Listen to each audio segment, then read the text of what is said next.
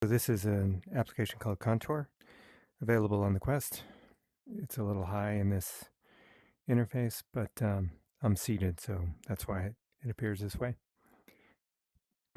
So this is the newest version, which I'm using 7.5. What I like about this is you can go ahead and select an image. These are direct downloads that were available. But if I go back for a second, Countour has automatically a few different images. These were ones that I uploaded directly through the connection. You can put it directly on the headset itself, but in the newer version, you don't have to do that. And as you can see, most of the images, it's white with a transparent background, and you just prepare these as PNGs, and then you can upload them. And I would say that it's definitely much preferable to just use a direct download into the headset. You can do it from any kind of web portal, or most of the ones that are supported. But let me just show how this would kind of function if you wanted to use. And go ahead and position this one. You'd go ahead and just pin to a surface. Now I'm just using the dominant hand controller. And then if I wanted to deform, it's basically shifting the X and Y dimensions directly on the surface. Now this is a pretty clean image, and then once you have it pinned, then you could start to draw directly in the space. And the way you do that is if you're going to draw, then you just use your primary hand and you would just draw directly in the space. You can shift the opacity, so I could shift the opacity way down so I can actually see what I'm doing here. And I would just start to draw it into the space. Now I'm not drawing actively because this isn't the drawing that I want to transition in. But I'm going to go back for a second into my browser view. Let's see if it's available. For some reason it's not connecting to the browser properly. Let me go to my photo stream. It's not liking that. Okay, here we go. Let's go to camera roll. I have something here that perfect. Download that. And then if we go back into Countour, I'm going to resume. I'm not moving around too much. Select your image. Now it should be here.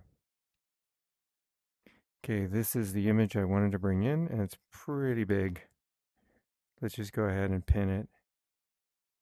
And then I can start to, this is really big. This is my fault. I didn't shift the scale. But you can see how helpful this might be if I had it at the proper size. But it's okay. Once we get it in position, we can then lock it. And then the next time I come in.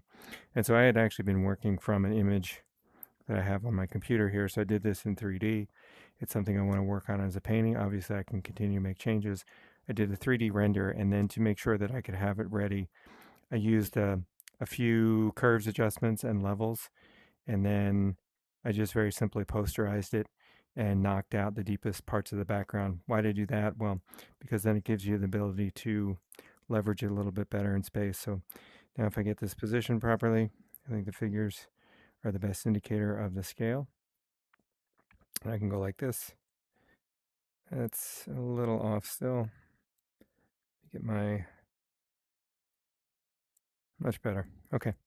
And then you can adjust, you can actually push the depth. So I'm going to push the depth a little bit.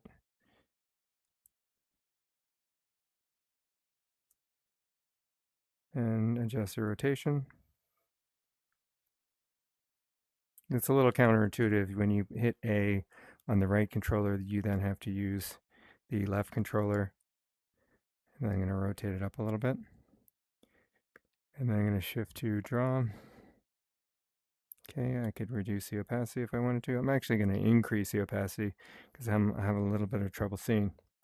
I'm just going to go ahead and put the controller down, and then I can start to just draw directly into the space. And I like this because then I can just start to rough out kind of the shapes, get it directly positioned. Now I'm just using watercolor pencil. Um, Oftentimes when I do this, I actually just put this controller down completely, especially if you want to do it with a straight edge, which is what I would do here to try and get these angles just perfect. But that's in a nutshell kind of how it functions. And just an indication of how well this tends to work, I had been using, I'm going to have to line that one up again. For this, I had done an earlier drawing, and then I kept making digital modifications, and then I applied it directly to the panel I have over there, and I used it directly to get the proportions, and it allowed me to kind of work digitally and physically at the same time, make modifications to the Photoshop file, and then map it in there. It's not going to replace painting. I mean, you still need to be able to figure out how to, get it set up in space. And it didn't really help me with the color choices or, creating the palette. But it definitely helped with the overall proportions. And I can move very quickly. I think I started that painting like, I don't know, 2 weeks ago. And just by working on a little bit every day, I get most of it completed. Anyway, it's a really useful program, Contour. I hope that covers a little bit. And I had it set up. It does function on Quest 2. I tried it on that, but of course everything is grayscale. If you don't care about that, then definitely use it on the Quest 2.